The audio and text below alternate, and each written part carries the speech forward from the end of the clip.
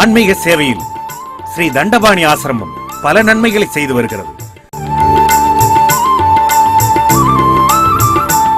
பக்தர்களின் துன்பங்கள் தீர யாகங்களும் தோஷங்கள் தீர வழிகளும் கூறப்படுகின்றன. பக்தர்களின் பாவங்கள் தீர்க்கப்படுகின்றன.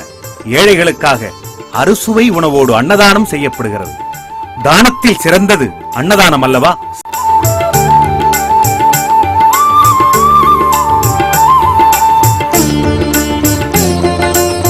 பெண்களுக்கு சேலைகள் வழங்கி சேவைகள் செய்வதோடு சாதுக்களுக்கு வஸ்திரதானம் வழங்கப்படுகிறது. இறைவனின் திருவடியே சரணம் என்றிருக்கும் சாதுக்களுக்கு வஸ்திரதானம் வழங்கப்படுகிறது. தர்மம் செய்து கர்மத்தை வெல்லுங்கள்.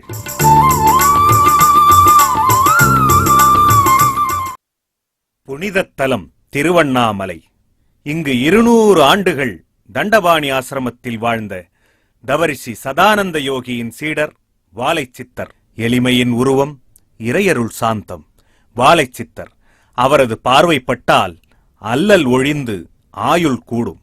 சிவனடியாராக வாழும் வாலைச்சித்தரின் திருவடி தொட்டால் வாழ்வும் வளமும் நாளும் பெருகும். வாலைச்சித்தரை வணங்கி அவர் கையால் திருநீர் பெற்று பூசினால் பில்லி சூனியம், ஏவல் மந்திரம், பேயும் பிசாசும் பிடிக்காதிருக்கும். நீரும் நெருப்பும் காற்றும் மண்ணும் வெளியுடன் கலந்து மானுடப் பிறவியாகிய வாலைச்சித்தரை சரணடைவோம்.